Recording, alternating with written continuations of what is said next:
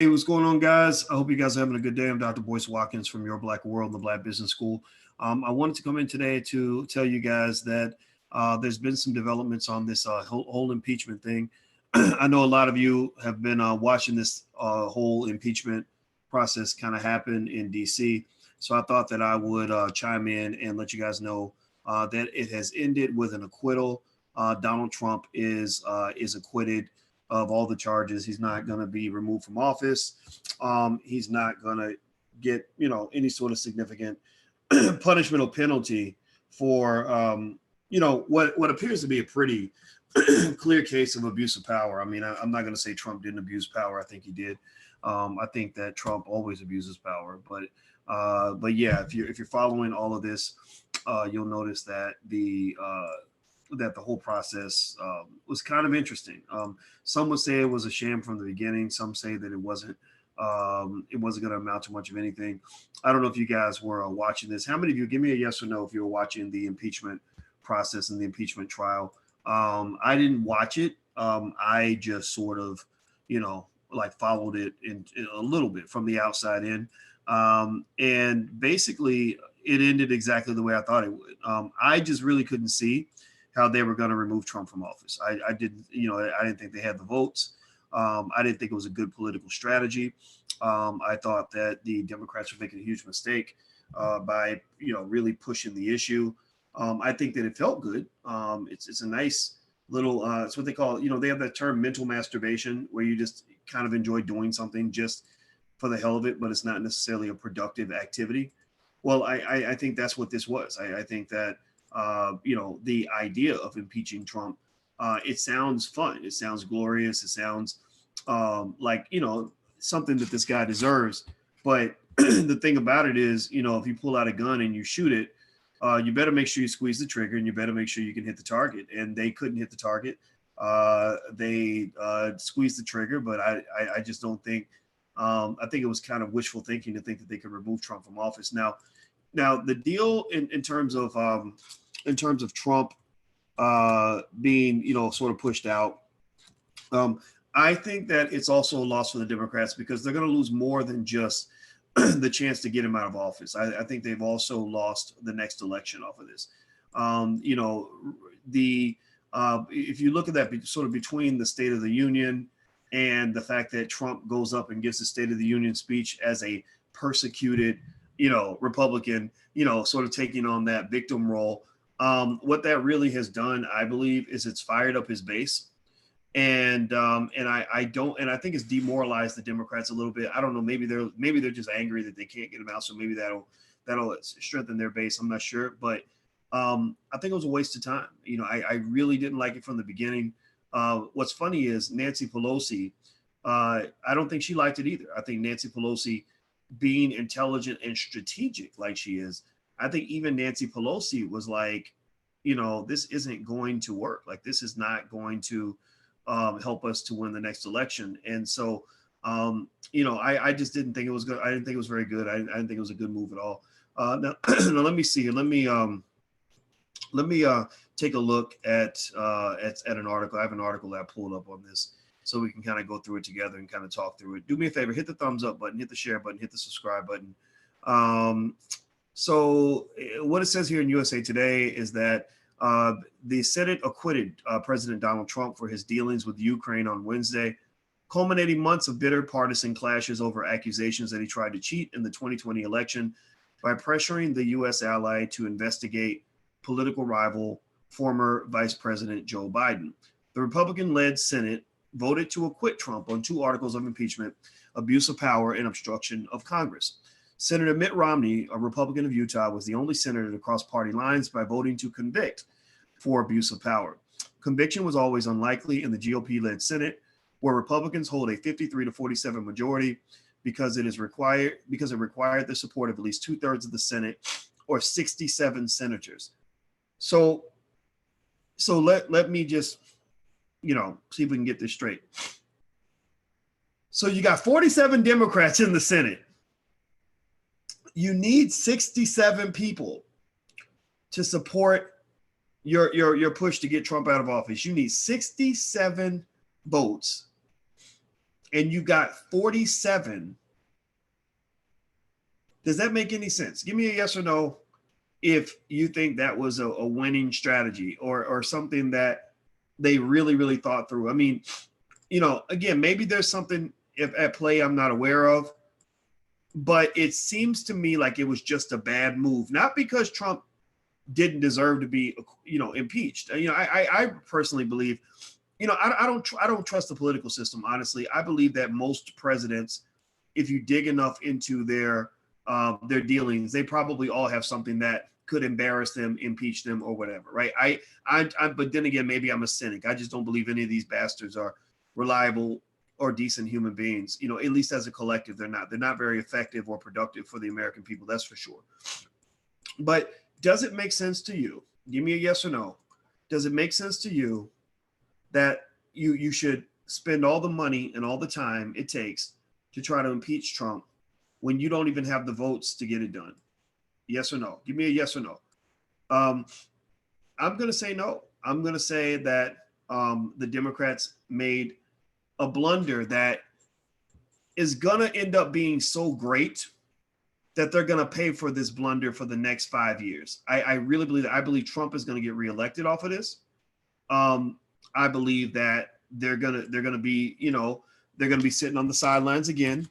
And here's the thing, you know, the thing about it is that the existence of Trump as a political figure, the fact that Trump's in the White House, it's their fault. I mean, the Democrats created Trump. They helped him succeed. I think that they've been going too far to the left, and I know a lot of black folks who are sick of the Democratic Party. I don't know, shout it out. Are you sick of the Democrats? I've made it clear how I feel. I'm not a big fan of of what they've been doing. I think the Democratic Party has been leaving black people behind. Maybe they've got a master plan that I'm not aware of. Maybe they're doing something that I don't understand. But most of these areas, these cities around the country that are led by the Democratic Party, they're worse than they were 20 or 30 years ago. You got in the city of Chicago, you've got young black males. Does anybody know this? Tell me if you know this or not. Did you know that in the city of Chicago, the unemployment rate was of young black males between 20 and 25 is almost 50%? That almost 50% of the young men especially in the black neighborhoods of Chicago, almost 50% of the young black men do not have jobs and they are not in school. This is your future. I mean, these are your husbands, these are your fathers, these are your leaders of your community, and they're all falling to the wayside. And all these so-called liberal allies that you supposedly have, they don't care. They don't bring it up. They don't see this as an issue. I personally think this should be seen as a national emergency. And what the Republicans have been doing quite effectively, actually, at least enough to demoralize Democratic support, is they've been saying basically like, look at all the problems you have. Look at all the things you're going through. Look at what's happening to your people. Look at what's happening to your men. Have the Democrats mentioned it? And we're like, no. Did Obama talk about it? No. Does anybody seem to care? And we're like, no. Well, I don't, I personally, so at the end of the day, I think a lot of black folks see all this stuff going on in Capitol Hill as white folks' problems. So give me a yes or no. I don't know. How do you feel? Do you see these as white people problems? Like when you see the people in Capitol Hill fighting over Trump, do you see these as white folks' problems, or do you see this as something that really affects the well-being of the black community? So for example, if Joe Biden or, what's his name, Bernie Sanders was president tomorrow, do you believe that the black community will suddenly be in a much better position than it's in right now? Do you believe that life would improve for black people? I don't even know where people get that from. I really don't. Do me a favor, please hit the thumbs up button, share, and subscribe button. Also, if you, as you subscribe, you can also go to intelligentblackpeople.com to follow the platform and to support the platform. So go to intelligentblackpeople.com, or you can also go to boycewatkins.com if you want to learn more about some of the events we have coming up. I have books out, things like that. So feel free to go to boycewatkins.com as well. All right, so let me read more. It says, Trump was just the third president to face a Senate impeachment trial in U.S. history. Former presidents Andrew Johnson in 1868 and Bill Clinton in 1999 were both acquitted. So impeachment is apparently not an effective process. I mean, they talk about how brilliant the founding fathers were. and all that other bullshit they teach you in school. Just so you know, about 80% of what you learned in school about history was BS. I'm just, I just want you to know that. And so they tell you how brilliant the founding fathers were. Well, if they were so brilliant, then why is it that our entire government has pretty much broken down and is completely dysfunctional? If they were so brilliant, then why is it that there's so many millions of people that feel completely marginalized by this government? If they're so brilliant, then why are so many people out here that really feel like they don't even live in a democracy? They live in some sort of weird aristocracy, dictatorship, racist sort of white supremacist BS. I really, but most people don't feel they live in a democracy. And I can just tell you, as a person who's an expert on money and capitalism, you don't really live in as much of a democracy as you might think. You live in a society that's driven by money and by wealth. And that's why guys like Donald Trump are always going to win. They're always going to win because your capitalism has eaten up your democracy. Your capitalism has destroyed your democracy. So that if you want to know my position, I love to talk to Black people about wealth and economic power, because because if you don't understand economic power in a society like America, a broken down, dysfunctional sort of space that we live in, if you don't understand economic power, then you're basically bringing a water gun to a gunfight. You're literally bringing a water gun to a fight where people have bazookas and Uzis and AK-47s, and you're showing up with a super soaker looking dumb as fuck right now because you don't understand how this game works. That's why the Trumps are always going to win. That's why you can't become president of the United States if you don't have $1 billion in the bank. So anyway, let me keep going. Let me keep reading more of this. Hit the thumbs up button. Please hit that thumbs up button. The thrust of the accusations from House Democrats was that Trump invited foreign influence in the 2020 election by pressuring Ukraine to gather dirt on Biden, and then stonewalled the investigation after getting caught. The lead House manager who prosecuted the case, Intelligence Chairman Adam Schiff, Democrat California, said that the misconduct was part of a pattern which included invitations to Russia and China to investigate his rivals that would continue if left unchecked. Okay, I see what happened. So first of all, let me ask you guys this. This is a quick poll. Yes or no? Give me a yes or no. How many of you believe Trump probably broke the law? Like, how many of you believe Trump probably did something illegal at some point during his time in office? Yes or no? How many of you believe Trump broke the law as president of the United States? Give me a yes or no in the chat. Okay, Step May says yes. Who else? Let me see. I'm looking at some of your other comments here. Here we go. K Mills says yes. Yes, he broke the law many times, says William. Kimberly, yes. Darlene, yes. Hell yeah, says Born Hustler. Yeah, I mean, Trump, I believe he broke the law too. I believe that he's a pretty corrupt guy. I mean, if you look at Trump's history, just as a businessman, just as a businessman, he was in a lot of shady spaces. He was in a lot of those Don King, Al Sharpton type spaces, mafia, mobster sorts of spaces. Like if you get into boxing and you become like a power broker in boxing, you're like 2 inches away from the mob. Like it's a real dirty game, right? Casinos and dealing with Russian mafia gangsters. Like Trump has a real messy kind of background there. So I fully expected that he wasn't going to follow the law. But to be honest with you, I didn't care as much about that as I care about what happens to Black people. I believe that the whole system is corrupt as hell. I think when you think about Barack Obama, think about this. I want you to just pressurize this in your brain for a second. Just sort of float this around in your head. Think about Barack Obama. Barack Obama in Chicago politics was pretty much a nobody in the year 2000. Barack Obama couldn't even win a local election around the year 2000. He ran against Bobby Rush and got his ass kicked. Chicago politics is about as corrupt as they come. It is right there with New York, where Trump is from. It's as corrupt as you can imagine. But yet Obama somehow miraculously goes from being a nobody and jumps the line ahead of all the veterans, all the people that have been in politics for 30 years, and somehow jumps ahead of all of them and becomes the king of Chicago and the president of the United States, bringing a lot of his Chicago buddies with him. Do you think in any on this earth or any other planet that it's possible to leapfrog Chicago politics that fast in such a dramatic way when you ain't got some shit on your resume, when you ain't got involved in some shit?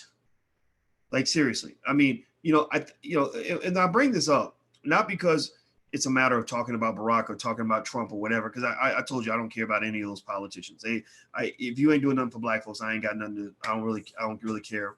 I'm happy you got to deal with Netflix, and I hope you and Michelle enjoy, quoting Lizzo songs on your Twitter or whatever the hell you do. Like I don't know what you do now. Maybe you're like the Queen of England or something.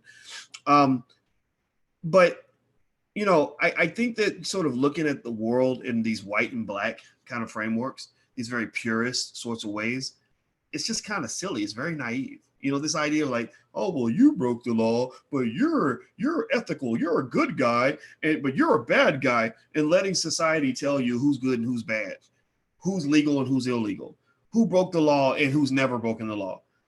I'm gonna just tell you, I think if you dug into all of these people's backgrounds, you would find something that's that they could be arrested for, they could be removed from office for, or something at the very least immoral that they did in order to get there. So I don't care. I don't really judge that so much. What I really judge is, when you get your power, what are black people getting out of the deal?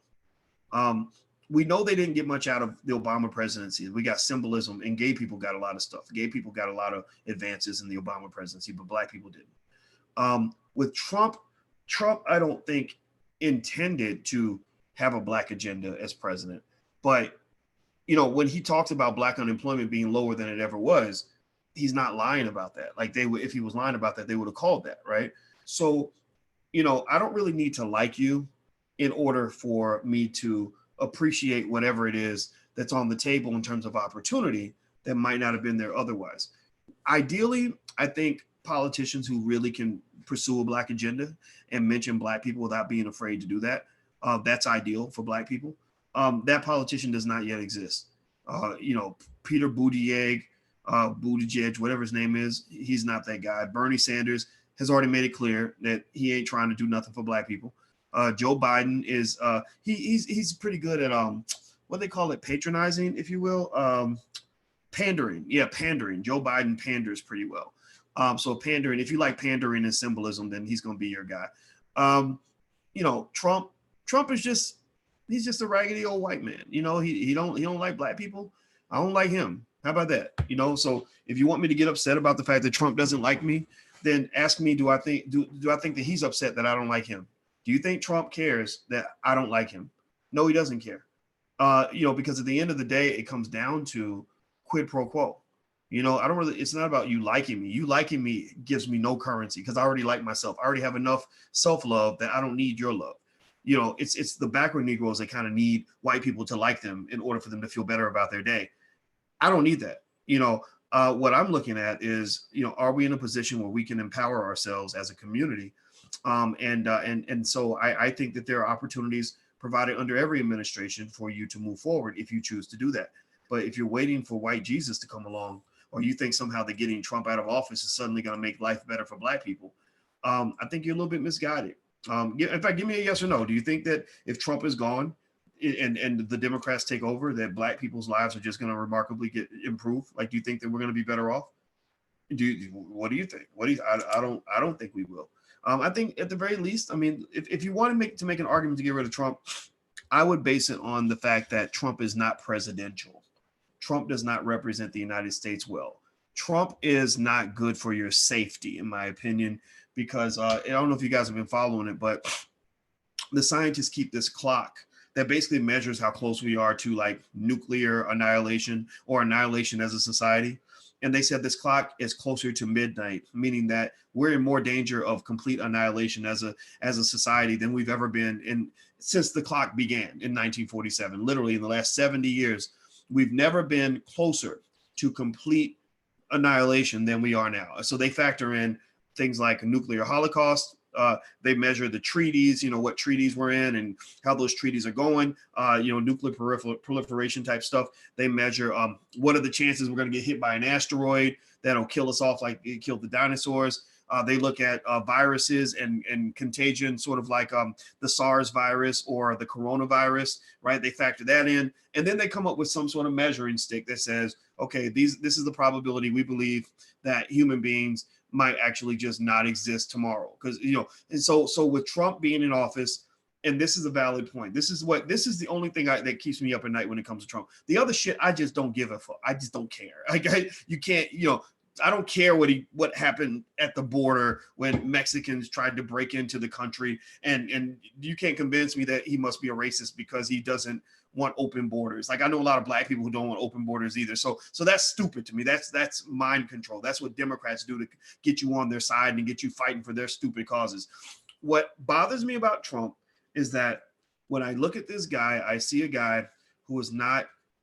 He's a narcissist. He's not psychologically healthy. I think he's probably he's definitely selfish. He's definitely robbing the piggy bank. All Trump's kids are making tens of millions of dollars a year from the White House, so it is costing the country. He's not very smart.